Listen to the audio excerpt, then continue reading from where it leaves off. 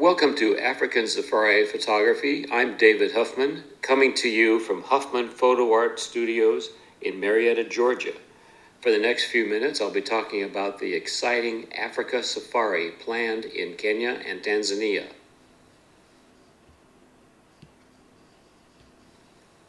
I've been a photographer all of my adult life, including working for Eastman Kodak Company in their glory days, which was a very exciting time. My career has taken me all over the world, living and working in the United States, Europe, and Asia, over 47 countries to date. Today, in my home market of Atlanta, Georgia, I photograph architecture and real estate and portraits for businesses and families. I plan and lead tours on cruise ships and land, from Alaska to the Mediterranean to Africa and more. I also coach photographers one-on-one.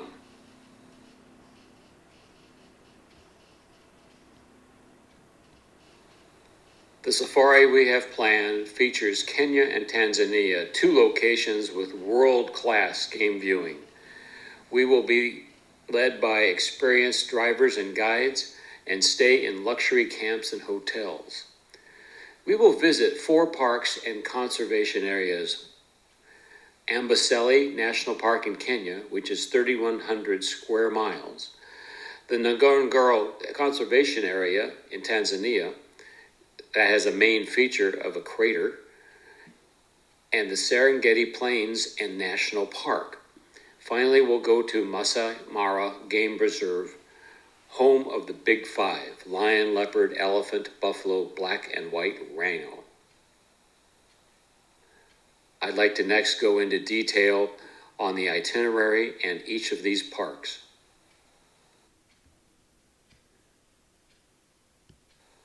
Starting in Nairobi, Kenya, the upper right-hand part of this map, we'll all meet there and then go directly to the Amboseli National Park. We'll continue on going over to Tanzania and the Ngorongoro Crater and Conservation Area, home to thousands of animals. We'll then move on to the Serengeti and end up in the Maasai Mara. We'll take a plane ride from Maasai back to Nairobi to save some time. This is a 12-day adventure.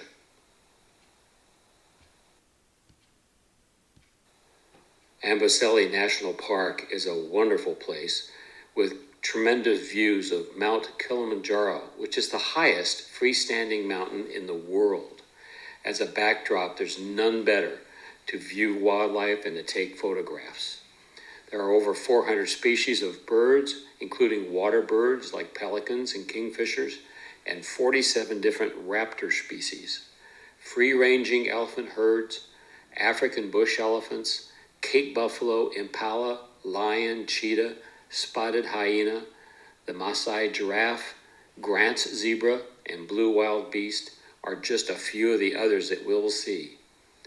Let's continue now and look at some pictures of some of these animals and birds.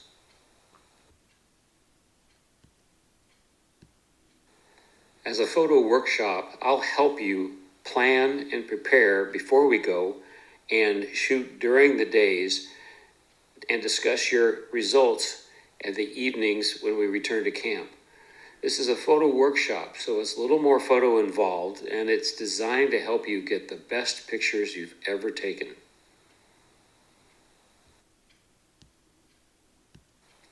Some of the animals and birds may be at quite a long distance, requiring a telephoto lens. Others may be much closer. This is a kingfisher and obviously an elephant. The elephant was about 100 yards away. Give you an idea.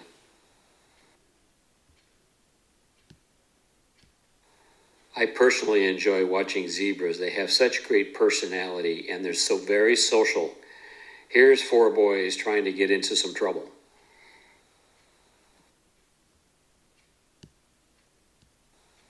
You'll see birds in the wild, which will be an entirely different experience from anything you've seen before.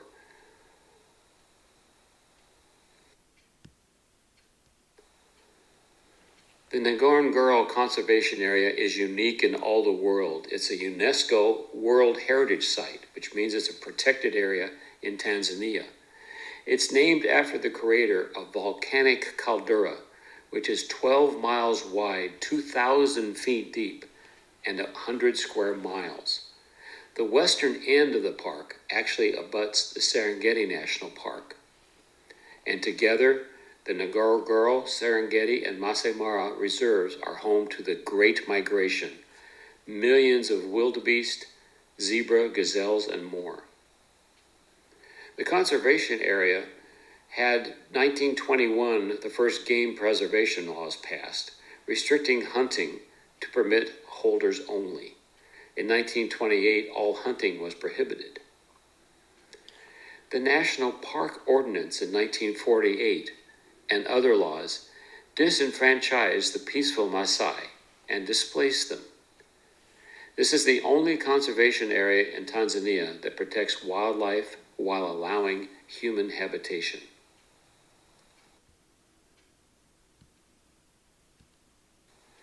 This photograph is taken from the top of the crater, looking across. Give you some sense of scale and how large it is.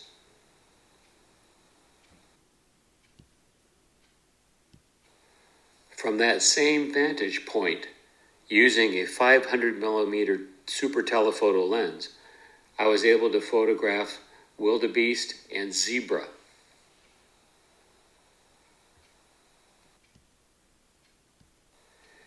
In and around the crater, the Maasai continue to farm and raise cattle.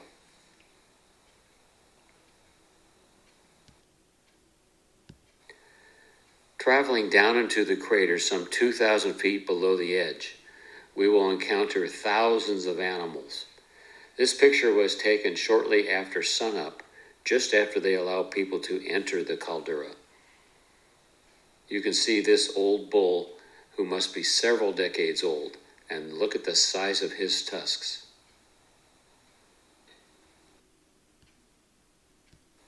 We will encounter Cape buffalo.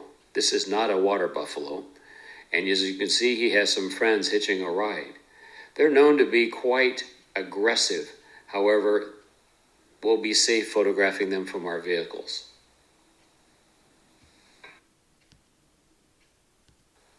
One of my favorite spots in the crater is the hippo pool. The hippos love this place. They call it home, and you can see them out and about. Hippos also can be quite dangerous, but we've never had a problem. It's an amazing and unique experience to see animals in the wild.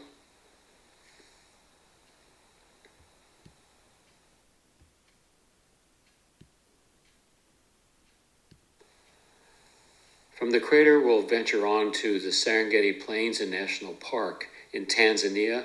This is huge, over 5,700 square miles, 37 million acres of virgin savanna. It's known for the largest animal migration in the world, over 1.5 million blue wildebeest, 250,000 zebra, and the largest lion population in Africa. Over 3,000 lions live here. It has a very high density of leopard as well, approximately 6 per every 100 square kilometers. There are over 5,000 elephants, 28,000 African buffalo, and the rare black rhino, almost extinct. Now it's protected, and there are 50 breeding. There are many other species there as well: cheetah, hyena, jackal, wolves, honey badgers, servals, mongoose, otters, wild dogs, aardvark, civet, bat-eared fox, and many reptiles: crocodiles, taurus, terrapin, Nile monitors, African python, over 500 bird species, ostrich, secretary bird, and one of the funniest named birds I know of, the Cory bustards.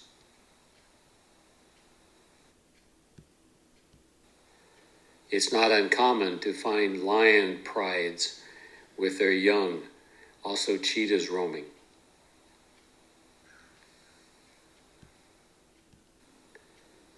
Here's a cheetah mother and her babies, which I encountered on my last trip.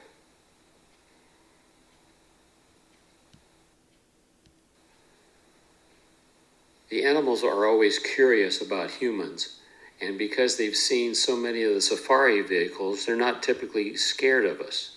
So they may venture quite close, allowing some incredible photographic opportunities.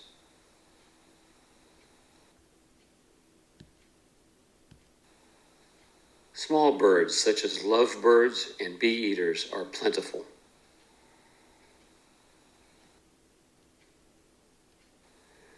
We will definitely see rhinos, and we may see a serval, rather rare sighting.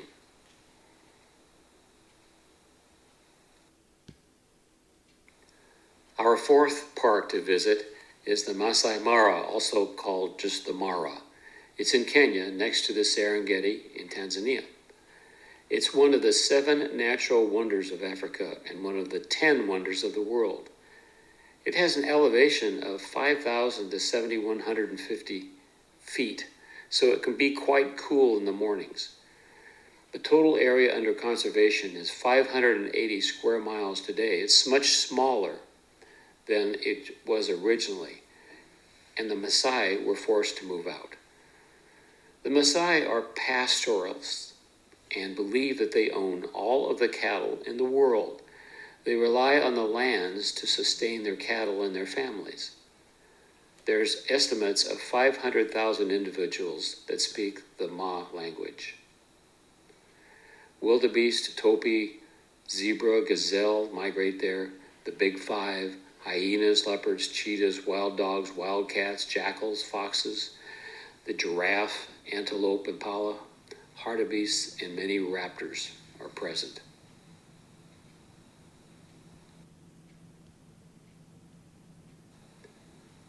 This is a wildebeest and many antelope.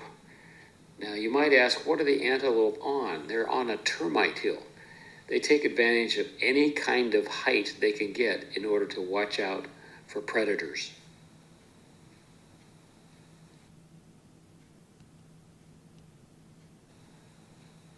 We will definitely see herds of Cape buffalo.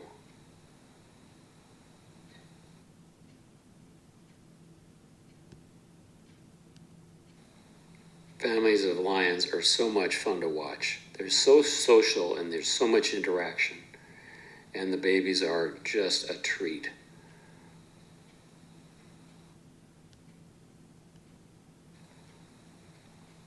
Along with wildlife to photograph, we'll have some wonderful opportunities for landscape photography. This was taken as a sunset in the Maasai. It's beautiful there, and there are many opportunities early and late in the day for landscape photography. So get out your lenses and sharpen your skills.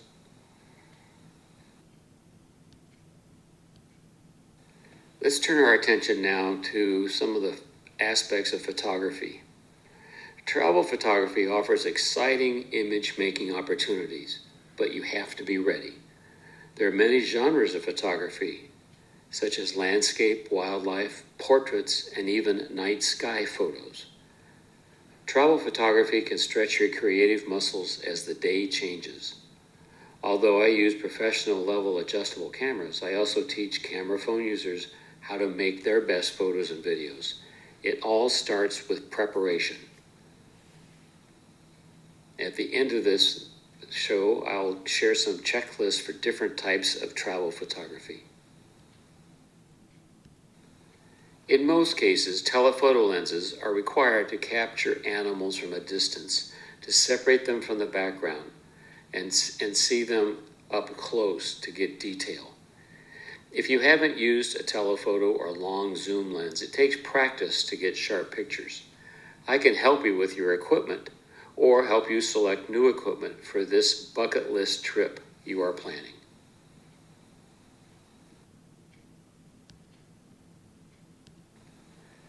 Taking pictures, that is, pressing the shutter release, is only the start of a great travel or wildlife photograph. Processing your images on computer will maximize the technical quality and the emotional content. There are many good software programs, and I can help you choose and use them to your advantage. It requires practice and patience.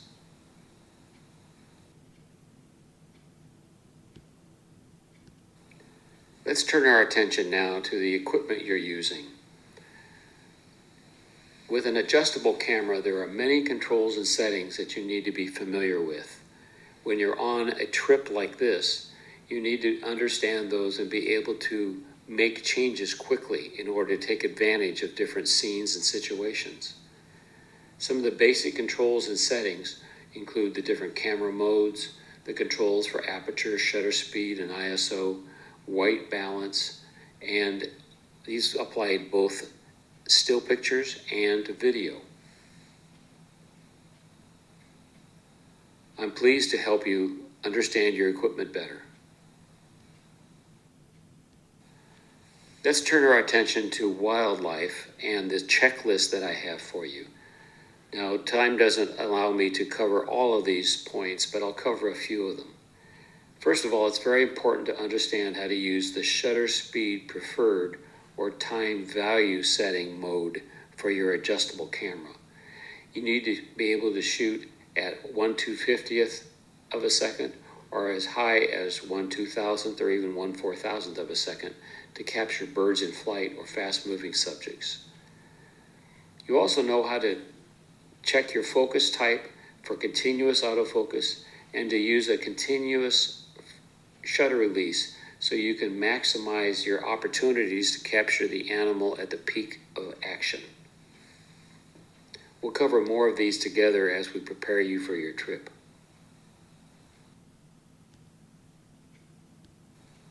Here's an example of cheetahs running. I captured at sundown or near sundown. I was shooting at 1/1000th of a second, and I had to push my ISO up to about 4000 in order to get a good exposure.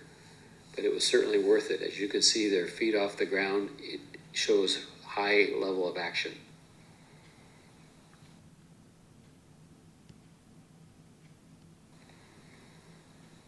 Now, using an adjustable camera, there are many general recommendations for landscape or even seascape photography. You can use a wide variety of lenses, anywhere from a 20 millimeter up to a 400. They may be fixed focal length or zoom. You generally are going to be using an aperture preferred setting, unlike the wildlife, and you'll generally be using settings that will be in the range of f8 to f11 to give you increased depth of field so you have more of the landscape in focus from foreground to background. To maximize the detail, you want to use slower ISO and you want to set your white balance to either automatic or daylight. There are many other settings to optimize your camera for taking the great landscape opportunities that we'll have on our trip, and I'll help you with that.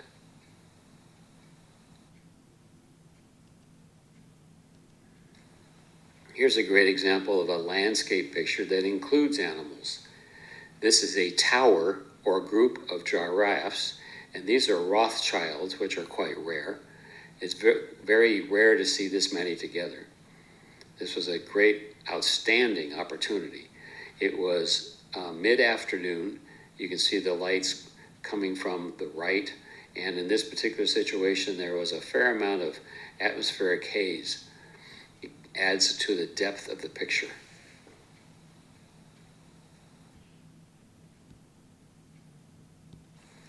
For our last checklist, let's talk for a few minutes about travel photography. As a genre, it's very diverse. It demands you know your equipment and stay ready for changing conditions in scenes, locations, lighting, and subjects. It's a great challenge. My galleries show images from over 40 countries, photographed while working and traveling. You might enjoy seeing some of those and think about some of the settings that you might be using. For travel photography, you can use a wide variety of lenses, but typically you want to use only one or two lenses if you can to avoid changing lenses often. I like to use a wide range lens like a 24 to 200 millimeter zoom. You can use shooting modes that are either program or aperture preferred. And considering that you'll probably have some moving subjects, even people walking, you want to use a minimum of 1/125th of a second to capture them sharp. There are other settings to also consider, and they'll help you make those decisions when we're in the field.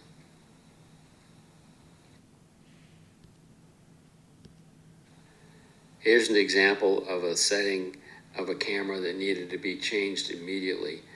This is in a Maasai village. You can see him jumping. Well, he wouldn't have been sharp if I had used some of the normal settings I would for landscape. So in this particular case, I pushed my shutter speed up to 1/1000th of a second to capture him jumping.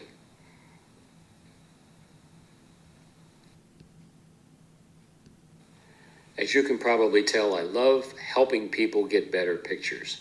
I offer a unique service of one-to-one coaching to help people choose the right equipment and use it most successfully.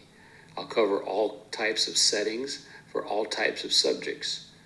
Whether you're traveling or not, you'll get better pictures if you understand your equipment and how to use it. I offer this service as a web-based service using Zoom calls and email support. You might check my email down below and write that down if you'd like to take advantage of this service, whether or not you're going on this trip.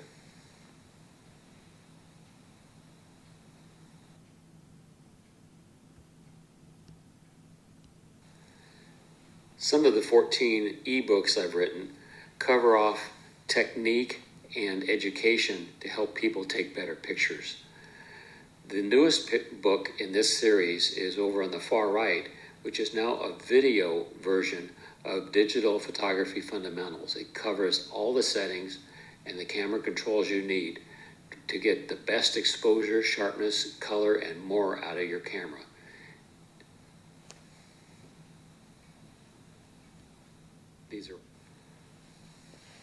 You can also travel from your armchair to visit far-off places like Bali, New Zealand, and on safari in Africa.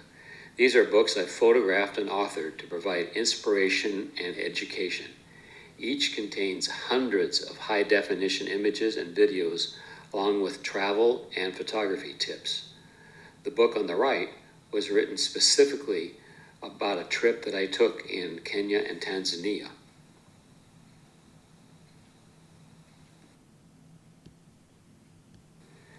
If you've not traveled to Africa before on safari, there are probably many questions you have. Let me cover off a few of the basic things you need to know. First of all, it's not generally physically strenuous, but you need to be able to walk without assistance. I suggest you visit your doctor and get up to date on all your shots. The Center for Disease Control or a travel doctor can advise you about any other recommendations they currently have. In the areas we'll be traveling, anti-malaria medication is advised, and you should bring your own medications and some first aid because there aren't any drugstores. We'll be using only bottled water for drinking and brushing your teeth, and is provided on the trip. The cuisine is excellent, and there's many choices of menu items, so you don't have to worry about food. You generally need to pack light, generally around 35 pounds or less. On this particular trip, because we have one flight in country, we need to be 32 pounds or less for your luggage. And you want to use soft-sided bags because they stack better in the planes and in the vehicles. There's laundry service available, so generally it only takes 3 to 5 changes of clothing to go on a trip like this. And you don't want to bring any bright colors. Generally stick with tans and grays because they'll attract insects less. The weather can be cool at night and can be warm in the afternoon. I wear long sleeve pants and shirts generally, and I can always roll up my sleeves if I need to. And I always bring a fleece as well as another jacket. You want to dress in layers. We'll have some cell coverage and Wi-Fi, but generally when you're on safari, you want to try to unplug and enjoy the experience. You need to have an up-to-date passport and visas in advance. These are available online. Because you're using electronics, the voltage you should know is 220 to 240 volts AC, and it has a plug with 3 rectangular prongs like shown in the picture at the right here. You'll need to bring extra batteries and memory cards for your cameras. We'll cover that off in detail if you go on a trip with me.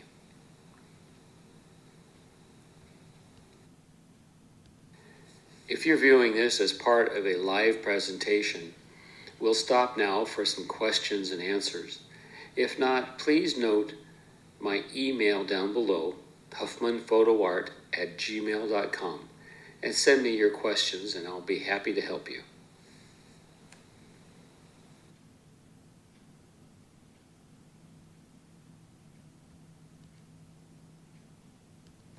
Finally, please visit my website, huffmanphotoart.com, to take advantage of information and resources to improve your photography.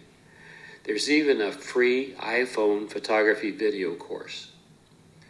Thank you for listening today.